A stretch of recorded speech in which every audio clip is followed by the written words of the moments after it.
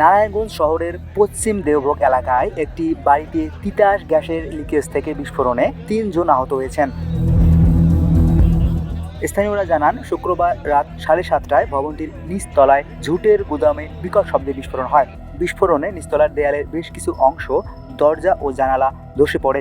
এতে গুরুতর আহত হন ঝুট ব্যবসায়ী শিপন, তার কর্মচারী লিটন ও বাড়ির ভাড়াটিয়া ছগির।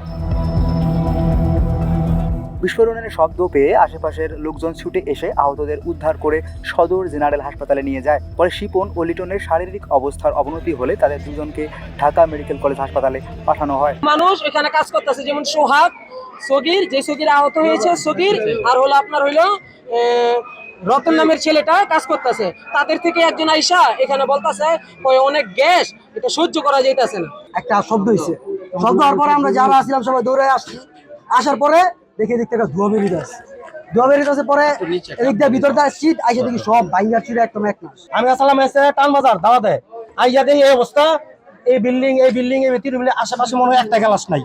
আসলে উদ্ধার মনে হয় থামাই নিবাইছে, কি কয় আগুন নিবাইছে, লোক লয়ে গেছে উইয়ে নিছে। বাড়ির সব গ্লাস গুলাস ভাঙবো। ওরা আমরা আগুন নিয়ন্ত্রণে আনছি। আগে নিয়ন্ত্রণে ওই ঘরে একটা লোক পড়ে আসলো বাসুতে, গুরুতর হতো। তুইলা নিয়ে আমরা আগে হাসপাতাল পাঠাইছি চিকিৎসার জন্য। বিস্ফোরণের বিকট শব্দ ও ঝাঁকুনিতে আশেপাশের আরও 4টি বাড়ি ক্ষতিগ্রস্ত হয়েছে। বাড়িগুলোর জানালার কাঁচ ভেঙে পড়েছে।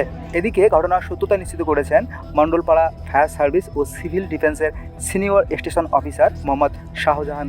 এই এত বড় বিস্ফোরণের পিছনে মূল কারণ হচ্ছে এই লাইনে বাসার মধ্যে যে তিতাস গ্যাস ছিল, এই তিতাস গ্যাসটার নিচে লাইনে এবং ড্রেনে জমা ছিল। দীর্ঘ সময় এই জমাকৃত গ্যাসটার একটা বিকট শব্দ হয়েছে, বোম বিস্ফোরণের মতো হয়েছে এখানে। তো এই শব্দের কারণে এই নিচে দেখেন ভবনের অনেকগুলি আপনার ওয়াল ভেঙে পড়েছে। পার্শ্ববর্তী একটা বিল্ডিংয়ের 3 তলা 4 তলা নিচতলা 2 তলা পর্যন্ত গ্লাসগুলো সব ভেঙে রাস্তায় পড়েছে।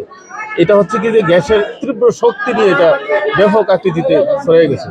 মূলত হচ্ছে যে এটা এখানে নিচে জুটের অনেকগুলো গোডাউন ছিল, আমরা দেখতে পাচ্ছি জুটের মধ্যে কোনো আগুন আছে কিনা। যদি এখানে অগ্নি সংঘটিত হয়তো তাহলে আরো ক্ষয়ক্ষতির মাত্রা ব্যাপক আকৃতিতে বৃদ্ধি পেত।